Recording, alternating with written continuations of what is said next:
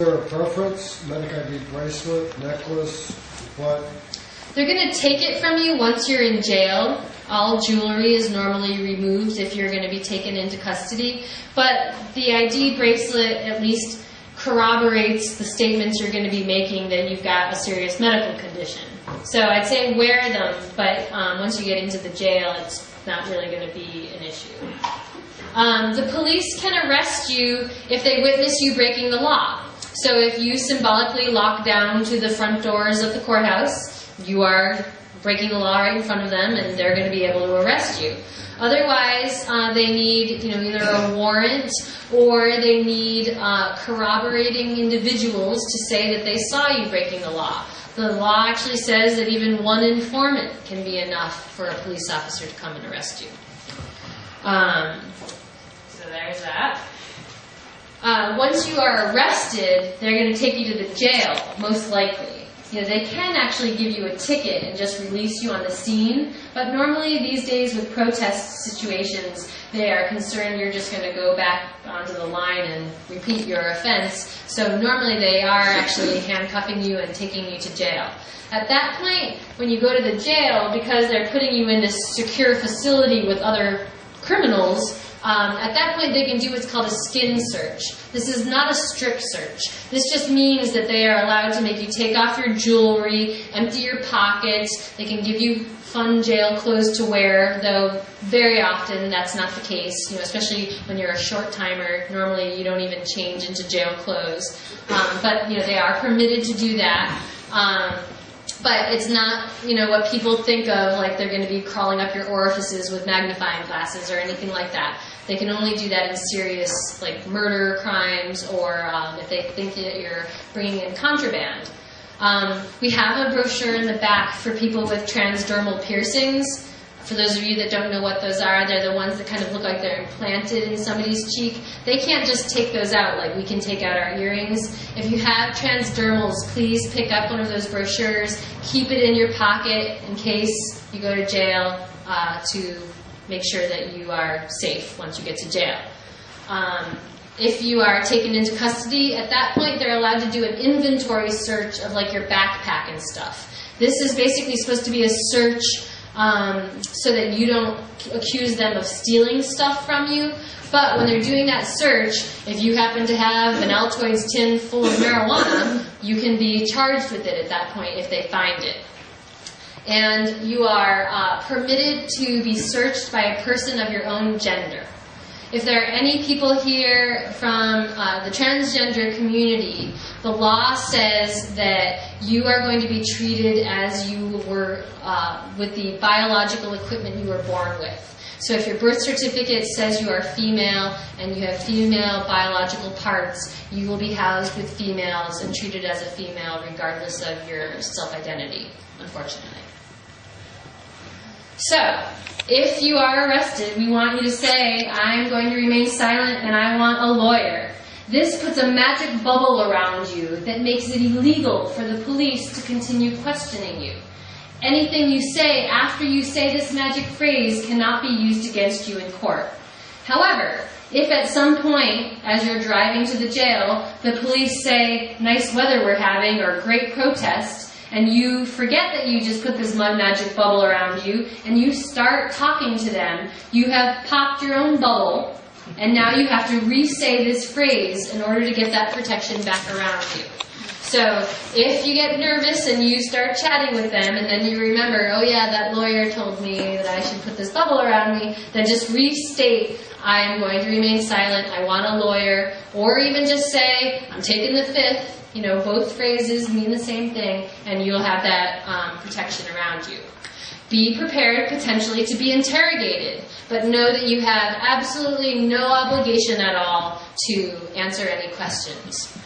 With this type of event and this type of protest, we're not really expecting anything scary, but I'm sure you've all seen the movies where people will play good cop, bad cop, and they can really put the elbow into you a little bit. So, if somehow one of you ends up in that scenario, be prepared potentially to be interrogated. Even if you don't know how to spell the word lawyer, you are entitled to say this phrase. They have to give you a phone book and a reasonable number of phone calls to find one, or call your family members to have them assist you.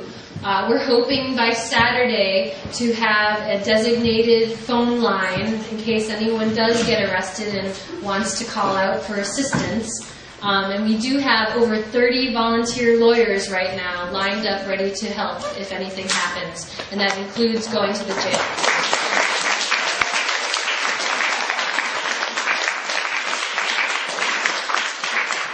So you've probably all heard of Miranda rights from TV. You have the right to remain silent. Anything you say can and will be used against you. This is all your Miranda rights. It's long and not very entertaining. So we have come up with an easier version for you to remember. Your demand of rights. We're not asking for them. These are your rights. If you don't exercise them, they won't exist. So I'm not going to talk to you or anyone about anything. Period. I'm not going to speak to anyone until I have a lawyer present. Don't forget, part of the reason this is important is even if you want to confess to the sun and moon, you want a witness to what you are saying. So even if you think you want to cooperate with the police, wait till you have a lawyer present so that if you say the sun rises in the east, it doesn't end up in a police report that you said the sun rises in the west and you have no corroboration for it. I won't answer any questions or reply to any charges without my lawyer present. I don't agree to perform any tests, consent to any searches, DNA, hand samples, writing samples, hair samples, all sorts of things. Unlikely to happen in our scenarios, but just know you have an absolute right to not do any of it. There is an exception for DUI stuff, and we're not going to talk about that tonight. If you want to know about that, you'll come to a different Know Your Rights training that we do. Don't sign anything unless your lawyer tells you to. There is one exception to this. If you end up in jail, they will not let you out of jail unless you sign a release agreement. This says, I'll come to court, I'll obey all laws, and sometimes it has other conditions in it as well. We advise you to just sign it, get out, and if it's got weird, funky stuff, we will deal with it in the courts after the fact. Get out, and we will deal with it afterward. Yeah? If you are detained and the police ask for permission to perform a test or something similar, you have to give them an answer, right? Or it's considered consent? Just say, I do not consent. Okay, and then you have to re-invoke the fifth? After you say, I don't consent? Yeah. Safety would say, go ahead and spit it out again, but you probably will not need to. Legally, if it went to court and it really came push to shove, saying I don't consent would not waive your Fifth Amendment rights. Saying nice weather and you look cute in that uniform is probably good. And the bottom one that got cut off is probably the one, if you only remember one thing tonight, you should remember this one, and it says, I will not waive any of my constitutional rights. If you can spit that out, you've gotten at least the baseline covered. Grand juries, we're not going to deal with those because hopefully we won't need to. And now we're going to look at some sample conversations with the police. So, cop's going to come up to you and be like, hi, nice protest. Who's your leader? Where is the organizers? Where are you going next? Anything like that. And you should say, are you detaining me or am I free to leave? And they're going to say, what are you afraid of? I just want to talk to you, blah, blah, blah, blah, blah. And you should say, I choose not to speak with you, thank you, and slowly walk away. If it goes a different direction and you say, are you detaining me or am I free to go? And they say, you're being detained or you're not free to go, then you know that's the trigger. You're now on to phase 2. They want to arrest you. At that point, you want to be invoking those Fifth Amendment rights. But first, before you do that, you're allowed to say, why am I being detained? Make them tell you the basis of the detention if you don't know. Obviously, if people are doing a symbolic sit down in the middle of the street, you probably don't need to know why you're being detained, and that question might be a little frivolous. But just know that once you're being detained, that's when they're allowed to do that pat-down search on you, and that can be of a person of your own gender if you insert that you want that. If you don't already know why you're being detained, make sure you remember what they told you was the reason. Because if it changes, once we get to court, that could be a defense for you. And then the final stage, and the cop says you're being detained, they might just jump right to you're under arrest. And they grab you, and they throw you to the ground, and they start handcuffing you. We're going to talk a little bit in a second about what is resisting arrest or what is interfering with police officers and things like that. But know that if they say you're under arrest, especially for young males, I always kind of suggest when you're interacting with cops, they want to see your hands. Don't stuff them in your hoodie pocket. The hands are what they're going to be looking at. So to have the safest interactions possible, make sure that your hands are visible.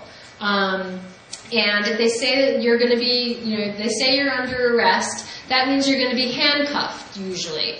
The safest way for you to do that is for you to put your hands behind your own back. Otherwise, they're going to pop your shoulder out and ratchet the cuffs on you nice and tight. So if you, especially if you're choosing to be arrested, preserve your body. Know that you're going to be handcuffed. Don't tense up and try to make it so that they can't get your hands behind your back. They're going to do it. And if they can't do it by themselves, they've got 3 big buddies that are going to help them do it, and then you're going to be in pain. And obviously, if they say you're under arrest, you're going to invoke those Fifth Amendment rights. I'm going to remain silent. I want a lawyer. We don't need to talk about airports tonight. I'm not going to go, other than what I mentioned for non-documented people, we're not going to talk about that.